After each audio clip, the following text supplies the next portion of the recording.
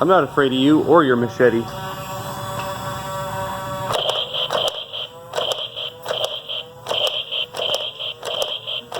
This seems so unsafe. Why is your associate back there wielding a machete while the other one fires rubber bullets at him?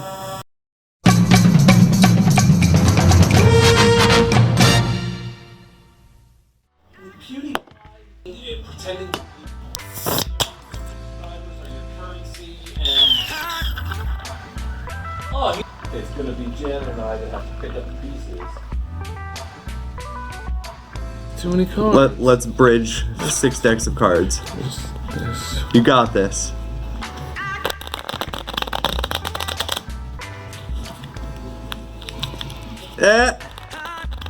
Almost. Oh, close. It's too many. Am I on YouTube again? You could be. It didn't work out so well for me the last time. It worked out great for me, even though that video is not monetized, because I used copyrighted music. Oh. Don't use copyrighted music in your videos, kids, because then the copyright holder gets to monetize it and not you. That's not fun for anyone. You're gonna play a card, you're just gonna sit there dreading YouTube. Maybe stare at it for a bit. The original direction of this video was supposed to be an estate sale I was going to go to on Saturday, and then flea market Sunday. That was the plan. And the estate sale ended up being a bust, and the flea market footage was lackluster. It was the first weekend that people were outdoors, so there wasn't really a whole lot to show. So I decided scrap all that, and you can see what's going on in the garage. Big moves are happening. Jess has decided she also wants to be a full-time reseller. She went from being skeptical when I started to accepting, to understanding the potential, to seeing the money that I make. Now that we've discussed it a few times, and I've put her on to some of your videos, you being a creator, if you're a creator that's watching this, she sees the potential, she sees the money to be made, and how we can easily, with 2 of us attacking this 40 to 60 hours a week, how we can continue our life as is without skipping a beat, and probably honestly be better off in the long run, because I think we have the potential to make even more money as resellers as we do with 2 full-time jobs. You'll see a little bit of the flea market stuff. This video is not going to be anything great. I probably shouldn't tell you that before you watch it. I'll show you what's going on in the garage. I'll show you some sales. I had a pretty awesome sale. We're going to teach you some stuff here about some things. So let's do it. So the day is finally upon us. There's no more putting it off. There's no more ignoring it. It's time to clean the garage. So it's going to be quite a task. I've junked it up pretty good over the last 3 months. So let's get started, I guess. I don't wanna, but it must be done.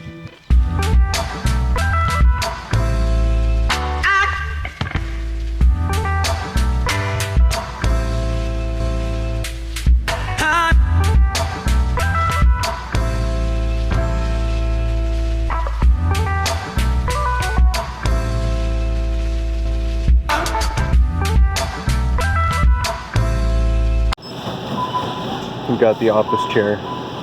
We've got Jess's desk. We've got a bunch of other crap.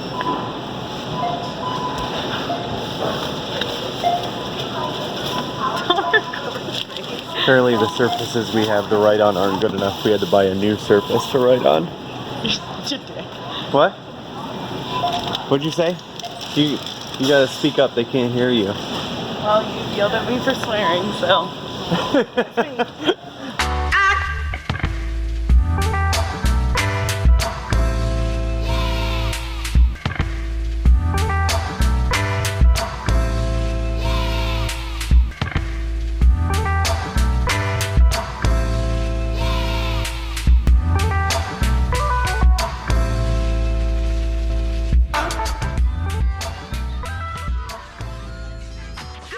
And It's clean-ish.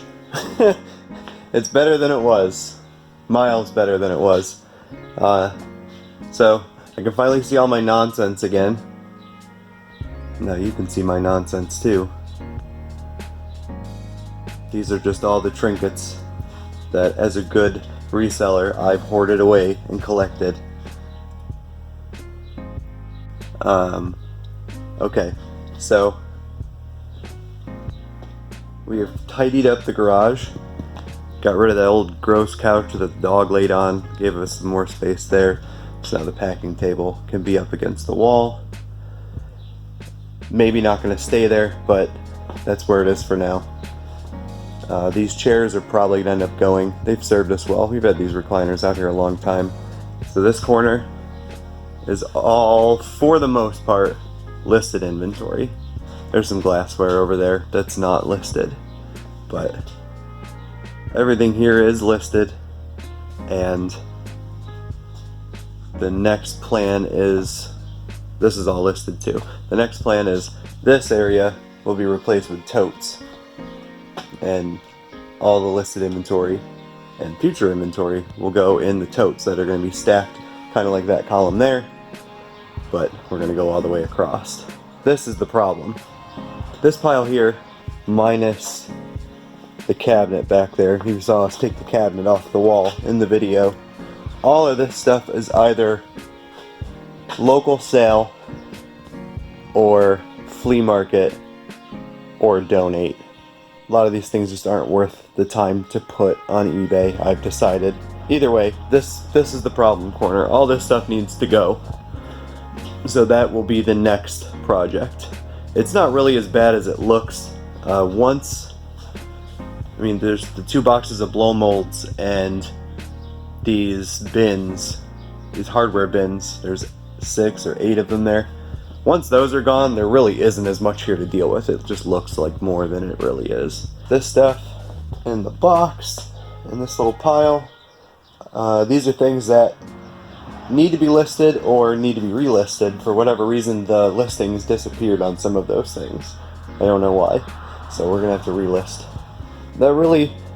This is the same angle that the action cam was getting. Like, it definitely opened up the space and it's much more organized now. Once we get the totes going, that'll free up all this space where I'm going to try to set up a permanent photo area in that corner. I'm going to get some LED lights instead of these fluorescent tubes to hang over there and try to make that the photo corner. Jess wants to get a desk out here. She's serious, man. She's ready to do it. She doesn't want to go to work anymore, so she's going full guns. Garage is clean. I feel a little better. Still a ways to go, but it's way better than it was. I'll take it. Yeah, I got a lot of junk.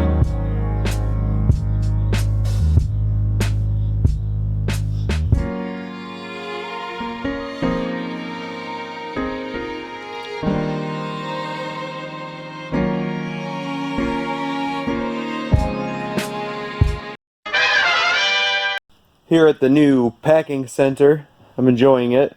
I mean, it's not really much different than it was being in the middle of the room, but I like that everything's kind of organized and where I need it to be. Loving the new tape gun. Thanks again. The tape gun hasn't jammed up once on me, and I'm enjoying the hell out of it. So thank you very much again for the tape gun. I was packing my orders. These are some DVDs that are going out. Got 30 bucks for those, plus shipping. Paid $1 a piece. And in here, this is a golf jacket, a rain-proof golf jacket. Got like 50 bucks for that. And I think I paid, I don't think I paid more than $8 for this jacket. However, the jacket, it's in a poly bag, a clear poly bag, and then it was in a bubble mailer like this. And the jacket itself is a double extra large, so it's already over a pound, so it couldn't go first class. It was going priority no matter what. And it's going all the way to California, so I wanted it to have some extra protection, I feel like nothing's going to happen to it in a poly bag in a bubble mailer.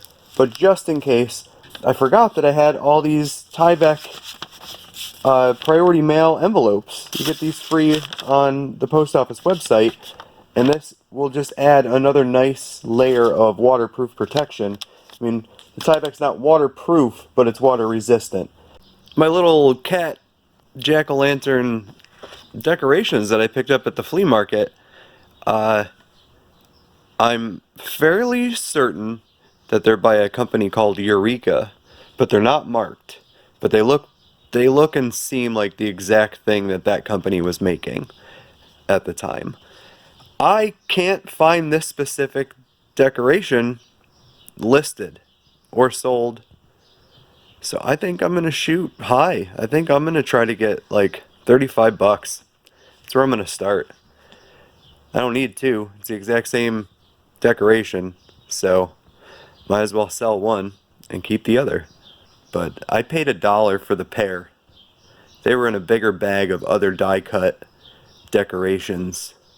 I think you see it in the video. I haven't, at the time of recording this, I still haven't looked at the flea market footage that you've probably already seen. Yeah, I still don't know what I captured at the flea market, but I'm assuming that you saw me digging through the bag of these, and I didn't like any of the other ones. They were too modern, and they were holidays that just aren't that fun to me. So these were $1, and I'm gonna try to get 35 for one of them. The collector in me wants to keep the one that's in better condition and sell the one with the flaw, but we'll see what happens. I think I went the wrong way. This thing sucks. You suck. This case has a whole bunch of different things for a game called Duplicate Bridge. All kinds of pamphlets, books, scoring cards. It's got the notepad, and then it's got all of these that go to different tables. So I don't know how the game is played. I assume it's multiple players. I got this about 2 months ago for $5. This whole case. There was some stuff that I threw away that had nothing to do with the Duplicate Bridge, but $5 I paid for this, not knowing what the hell it was. I took it home just based on glancing through the box and saying, well, this has got to be worth more than $5. I'm going to take it home and see what it is. Then once I started looking into it, one box of these Duplicate Bridge trays, they're aluminum, they got felt on the bottom, and it just holds cards. And again, I don't know how this game is played, but one box of these looks like you can bring like $25, $30. When I started looking into the sets of Duplicate Bridge, because I think it runs up to 30, yeah, because this one here is 21 through 24. So it runs 1 through 30, and I didn't have 26 through 30. But just what I have here alone, I paid $5, and I sold this for $179 plus shipping. And had I had the last box to complete this, I think I could have gotten well over $200 for this. So yeah, no idea what Duplicate Bridge is, but these definitely feel like a thing you're gonna see at estate and garage sales. 100%. This just looks like one of those items that these would be sitting on a table and you'd probably have no idea what they are. In your best interest to pick them up, because again, the $5 into $179. So I'm going to pack this up. Just wanted to show you. Be on the lookout for Duplicate Bridge boards. Also sold this Winnie the Pooh nightlight. Classic Pooh. Light bulb goes in there. It lights up the book that he's reading. Paid $3.99 for that, probably about 6 months ago, and sold it for $49.44 or 77 cents, whatever it says right there. $49 and some change. So the desk is set up, things are happening, Jess has all her little accoutrement to be a good office keeper, because she is definitely the bookkeeper and I am not. So what we've done today is, you can see this area is starting to empty out and the totes have begun. Each one of these totes we have filled, cataloged, inventoried, and updated postings to be able to find the items, and it's been a long process just to get through these first 5 totes. But that's the plan. We're going to continue until every piece of merchandise is accounted for and inventoried, and then it's off to buy more. So I didn't really do any sourcing this week, so this video is more about showing you what's happening in the garage and what's happening in our life, more than what I found to resell this week. The only thing I really bought was a couple pair of jeans. Got them for $5 a pair, and they look like they'll bring $30 to $35. Seems to be a pretty good market. I had never heard of this brand before I found these pair. Oh, my ant fell.